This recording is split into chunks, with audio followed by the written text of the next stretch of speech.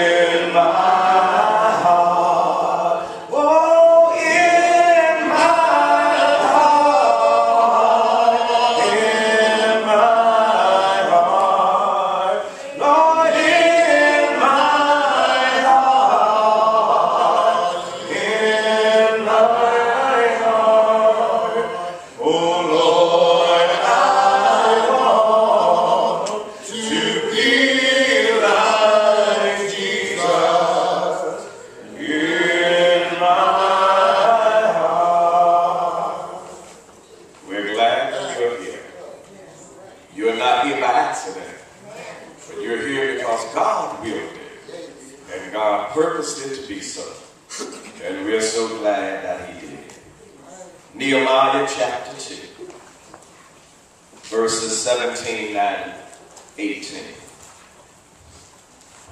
Nehemiah chapter 2, verses 17 and 18.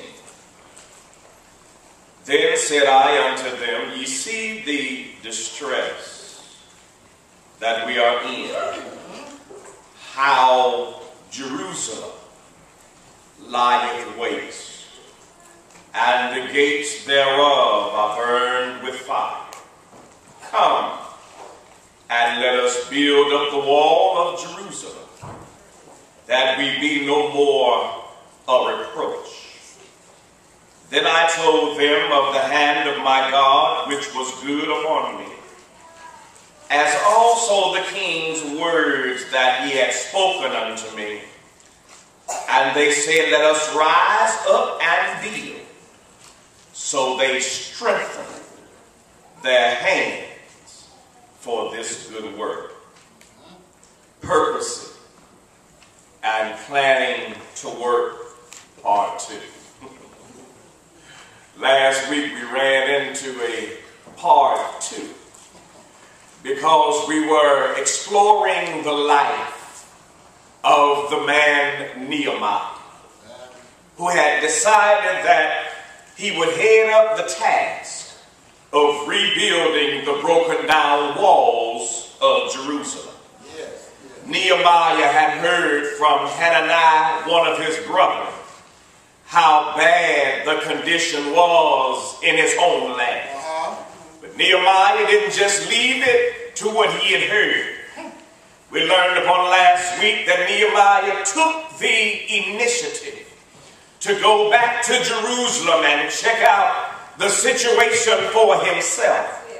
Nehemiah wanted to see firsthand what was all going to be involved in this rebuilding project.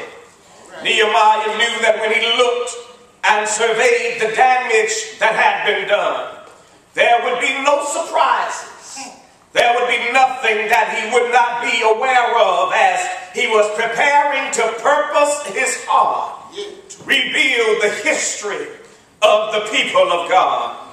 As we related this to us rebuilding the walls of our faith, I exhorted you to do as Nehemiah had done and sit back and survey the damage that you have caused in your life because of the fact you walked away and left the service of the Lord. Right. We talked about the fact that sometimes even God's children become disobedient and we walk in ways that are not pleasing unto him. And when we do that, we cause our own self-destruction. Yes, sir. When we cause all kinds of problems in our lives, it starts to take a toll on our faith. And the longer we wrestle with these self-inflicted problems, the weaker our faith becomes. So on last week, I challenged us to just take a step back, to look at your life and notice how much damage has been done. When you look at and see how dreadful your situation is at this point that you can work out a plan that will help you rebuild and repair the walls of your faith. And that's where we are this morning. We're in the rebuilding phase of it. We have surveyed the damage. We have diagnosed our own problem. We see what has been done and the result of what has been done. And now it's time for us to get up, rise up, and build and strengthen our hands for this good work.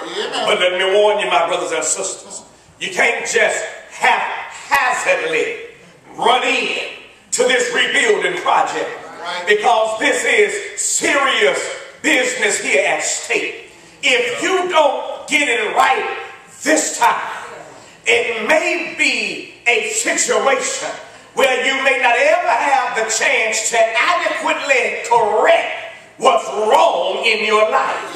There was something missing initially that caused you to walk away from God and caused the problems that you now experience.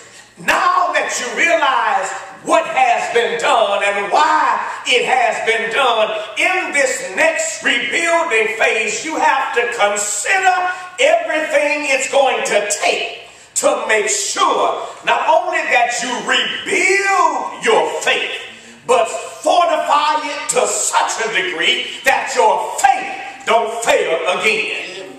Therefore, point number 1 this morning, as we work out a plan of how to rebuild, the first thing that must be done is you have to count the cost.